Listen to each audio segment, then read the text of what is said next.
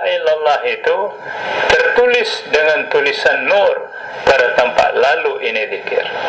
Lemah mucahaya dari qalab ya hingga teruk ke no. Jadi antara qalab kembali kepada qalab, situ batin kita melihat la ilaha illallah tertulis dengan cahaya. La ilaha illallah. Lemah. Jadi hana tertipu pakiban tulisan la ilaha illallah. Karena itu maka orang sudah sampai kepada tahlil diajarkan. Rana mufhum ran tulisan la ilaha illallah hana nyepak. Itu mah digambarkan tu mah alamat aja ka tulisan Latin. La ilaha. Ya, karena bahasa tulisan Arab dari kanan ke kiri, bukan dari kiri ke kanan. Kemudian syarat yang kelima, bahwasanya dia mengucapkan la ilaha illallah itu yaitu dengan kuat. Dengan kuat. Bagaimana dengan kuat? Menurut keadaan tempat. Mampunya tempat yang tersebut itu di rumah katanya dapat amalkan zikir tahlil dalam kamar atau pagu. Yang lain punya dalam kamar kuat je itu. Maunya di atas pagu kuat je itu.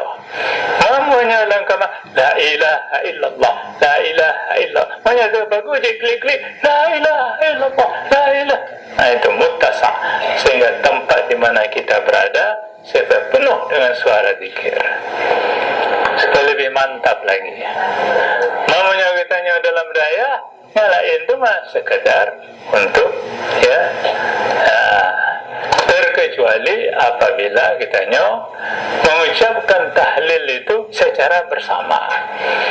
Secara bersama itu boleh keras-keras. Ya, dalam zikri fa'lam annahu la ilaha illallah, la ilaha illallah, tambah aja tapi bedayahnya dalam kampung, bedaya apalagi dalam kota. Kan yang mana? Jadi dibaca terpuga daya dalam arti di mana sekitar daripada dayak itu tidak ada masyarakat yang anti kepada tarikat. Tapi menyana masyarakat yang anti kepada tarikat hanya didengar laginya, maka syukur itu pula. Jangan pula kita tak boleh kita menyakiti hati manusia. Ya. Kemudian yang kelima itu jahar dengan kuat yang sempurna, sehingga tidak ada ruangan melainkan suara kita penuh dan hati kita bisa hadir secara ma'nawi. Syarat yang keenam, pada waktu kita berzikir dengan zikir la ilaha illallah, kita hadirkan makna pemahaman daripada la ilaha illallah. Pemahaman yang tersebut itu di situ ada 7. Khatam pertama pakiban pemahaman ji, khatam kedua pakiban pemahaman ji, terus khatam terakhir pakiban pemahaman ji. Tidak sama itu. Jadi kita nyapuruno nyo la ilaha illallah khatam pertama tak kalau orangnya orang mufhum tauhid, nanti menyakapi apa khatam yang kedua ditingkatkan mufhum ji terus. Tapi kalau orang itu penghayatannya tidak bisa meningkat 7 khatam sih, tapi khatam yang kedua lagi nyancik, khatam ketiga lagi nyancik. Penghayatan pada khatam yang pertama la ilaha illallah maknanya la ma'buda bihaqqin illallah. Selama 70.000 la ilaha illallah tidak ada yang disembah dengan sebenarnya melainkan Allah. Bukan wang yang disembah, bukan bank yang disembah, bukan menantu yang disembah, bukan rumah yang disembah. Hilangkan itu semua, tapi ma'bud bihaq adalah Allah. Itu selama 70.000 la ilaha illallah dengan makna la ma'buda bihaqqin illallah. Kalau orang itu sudah mulai merasakan yang demikian dalam masa 70.000, maka baru dipindahkan kepada khatam yang kedua. Khatam yang kedua artinya la maqsuda bihaqqin illallah. Tidak ada yang dituju dengan sebenarnya melainkan Allah. Ya. Apalagi umpamanya tengku-tengku barangkali tamuan tarikat tujuannya tamat untuk jadi khalifah, untuk jadi mursyid, bayangan itu dihilangkan. Itu pada khatam. Bukan itu yang dituju. Yang dituju adalah Allah. Khatam yang ketiga maknanya boleh pada satu kali dengan la ma'buda bihaqqin illallah, boleh pada kali yang lain la maqsuda bihaqqin illallah. Di pada khatam yang ketiga, kalau itu 70.000, ya, bisa kita bagi-bagi, ya. 5.000 kita hayati la ma'buda bihaqqin illallah. 5.000 yang kedua kita hayati la maqsuda bihaqqin, diganti-gantian. Karena maqsuda bihaqqin terkait dengan ma'bud bihaqqin. Ya, apa arti terkait? Tidak ada maqsuda bihaqqin terkecuali setelah ma'bud bihaqqin. Setelah ternafi tidak ada ma'bud bihaq illallah, barulah kita bisa taraqi kepada la maqsuda bihaqqin illallah. Khatam yang kelima, la mahbuba bihaqqin illallah. Tidak ada yang dicintai melainkan Allah. Ya, yang dicintai bukan anak yang kita cintai, meskipun secara manusia kita mencintai, bukan anak, bukan menantu, bukan harta, bukan apa, ya. La mahbuba bihaqqin illallah, itu khatam yang kelima. Jadi kita mencintai Allah. Kita cintai si anu itu karena kita cinta kepada Allah. Takkan je gasih tak drum bak menentai drum, karena lang gasih pada Allah. Bahkan karena menentai lu nak semayang, nak ini itu. Jadi gasih ke menentai oleh karena gasih ke Allah. Dari gasih ke Allah karena nyangka maka gasih ke menentai. Kita balik. Ada kala gasih ke menentai karena menentai semayang taat membawa kepada gasih kepada Allah. Karena kita nyangka gasih kepada Allah, maka turun kepada anak dan segala macam. Khatam yang keenam, la hayyun fil haqiqah illallah. Tidak ada yang hidup sebenarnya melainkan Allah. Dalam penghayatannya semuanya ini pada mati semua. Yang hidup adalah Allah. Meskipun jikalau orang udip ini itu, tetapi dalam bahannya punya mayat yang jalan ini. Ya, yang hidup pada hakikat adalah Allah. Ya. Atau pada khatam yang keenam bisa juga diajarkan pilihan la qadira fil haqiqah illallah. Tidak ada yang berkuasa pada hakikat melainkan Allah. Atau la murida fil haqiqah illallah. Tidak ada yang berkehendak pada hakikatnya melainkan Allah. Atau la sami'un fil haqiqah illallah. Tidak ada yang maha mendengar melainkan Allah. Atau la basira fil haqiqah illallah. Tidak ada yang melihat dengan sebenarnya melainkan Allah. Atau la mutakallimun fil haqiqah illallah. Ini sifat ma'nawiyah. Hayati apa? Sifat ma'nawiyah pada khatam yang keenam. Hayyun, ya, qadirun, muridun, sami'un, basirun, mutakallimun. Khatam yang ketujuh, yang terakhir, la ma'juda bihaqqin illallah. Tidak ada yang mawujud pada sebenarnya melainkan Allah. Ini semuanya bukan mawujud ini. Ini bayang-bayang. Kayak ya laga gambar almarhum Abu Usman. Ya kan Abu Usman hanya gambar. Kayak jadi munyahana berbeda antara gambar dengan orang hidup. Assalamualaikum Abu. Mana tacung?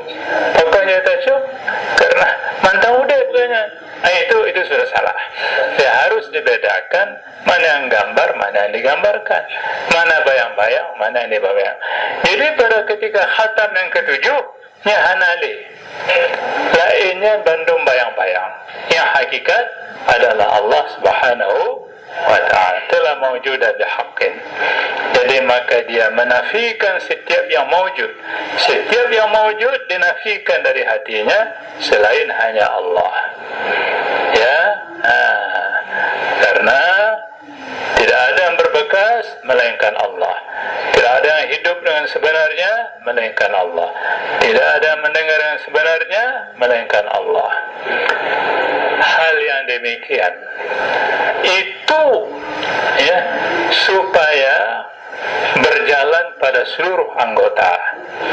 Apabila tadi pertama kali bahwasanya yaitu, ya, zikir tahlil dari qalam sepanjang dada melintang sini, la ilaha illallah, la ilaha illallah. Tapi kalau sudahlah mawjudun illallah, yaitu pada makna mawjud itu seluruh tubuh.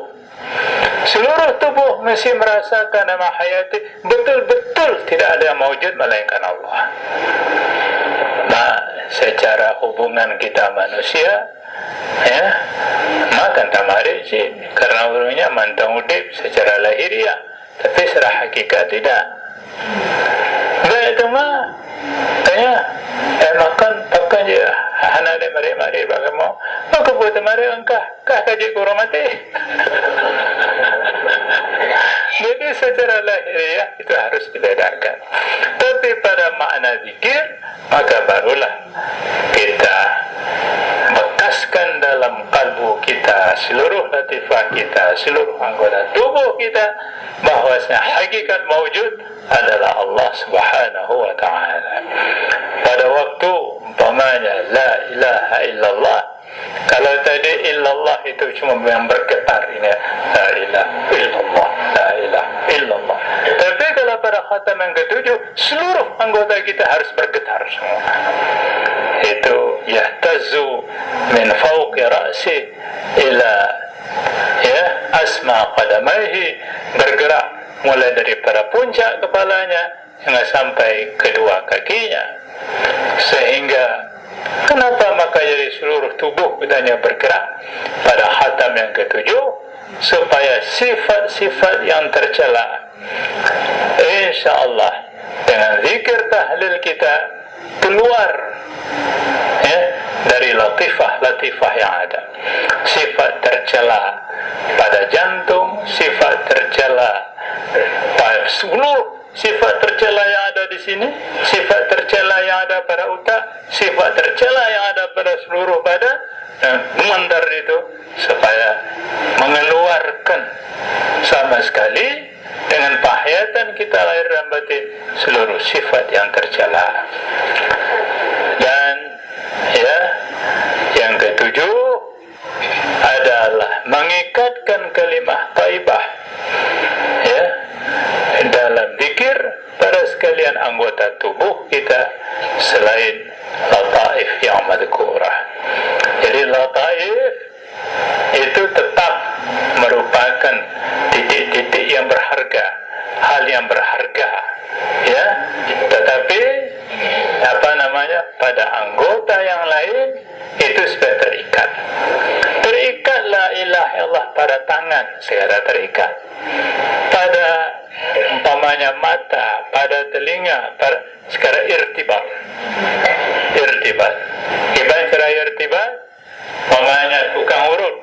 Tukang urut itu ada dua macam. Ada tukang urut, dia tidak mengurut seluruh tubuh, cuma kunci-kuncinya aja. Coba kita tanya, terasa? Banyak lain terasa.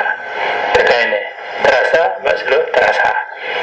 Jadi sebagaimana tukang urut sudah bisa begitu, maka kita dengan zikir la ilaha illallah ini itu tetap. Tapi yang lain cuma sekedar kontak aja. Kunci-kuncinya adalah latifah. Ya, itu kunci-kunci. Di kunci-kunci itu yang pokok. Artinya apa? Artinya yang pokok di dalam kita berzikir tahlil, kunci itu pokok utama. Ya, tetapi setelah bergetar seluruh tubuh, maka barulah mengalir dari pokok-pokok yang tadi dengan niat kita ke sifat-sifat yang tercela keluar daripada seluruh anggota tubuh kita. Jadi itulah yang dikatakan dengan wujudiyah, kaum wujudiyah. Itu yang membakar Mesir Raya dulu itu pada zaman dahulu kala, kaum wujudiyah. Ya, perang mengkapi ini itu perang bak nafsu je hana, di perang bak hawa je hana, di perang bak akhlak je. Yang penting wilayah. Dengan kamu balik pada musuh lahiriah, ya, sama juga dengan musuh batiniah. Musuh batiniah itu para pribadi kita masing-masing, tapi musuh lahiriah itu seluruh. Faqatilu fi sabilillah, maka berperanglah kalian pada jalan Allah. Dan musuh lahiriah diperangi oleh bersama. Adapun musuh batiniah diperangi oleh pribadi-pribadi. Setiap kita ini mempunyai sifat-sifat batiniah, sifat-sifat batiniah yang tercela, yang setiap kitanya yang harus kita perangi. Setiap kita, apabila kitanya menginginkan supaya badan kitanya lahiriah dan batiniah insyaallah bersih daripada sifat yang madmumah. Jadi itulah yang berkenaan dengan masalah tahlil. Maka kalau sudah sampai kepada masalah tahlil, maka barulah seperti yang buyakan benar, yaitu ada muraqabah ahdiyatuz zat. Ya, muraqabah ahdiyatuz zat itu adalah lebih tinggi daripada segala muraqabah dan lebih tinggi daripada zikir tahlil.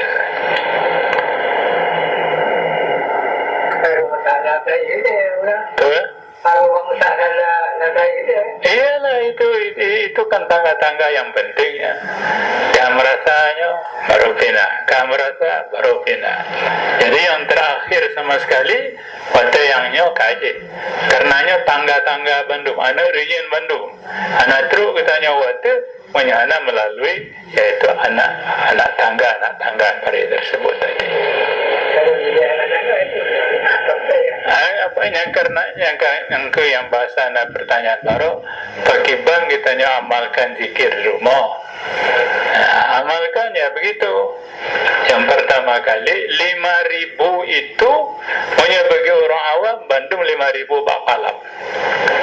Bagi kita yang sudah sampai pada tingkat-tingkat latifah 5.000 di sini, 1.000 di sini, 1.000 di sini, 1.000 di sini, 1.000 di sini, 1.000 di sini, angka 5.000.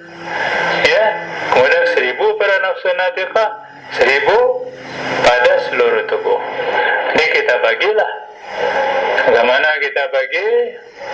Ya, umpamanya itu 7.000, ya, kalau 5.000 pada setiap sudah sembahyang. Nah, dalam 5 kali sembahyang 5 waktu yang agak lapang baju toh ini. Kalau waktu subuh ambillah itu 2.000, ya. Jadi kalau 2.000 atau 3.000 supaya tinggal yang basah 4.000 lagi. Waktu zuhur waktu pendek 1.000, waktu asar waktu pendek 1.000, waktu maghrib waktu pendek 1.000, waktu isya mungkin lapang. Jadi kalau subuh 2.000 kan ya, maka isya juga 2.000, kan sudah 4.000. Maka barulah kita bagi yang zuhur 1.000, yang asar 1.000, ya, yang maghrib 1.000, ya, kemudian begitulah. Yang pandai-pandai drone. Bagaimana yang bahasa bisa 7.000.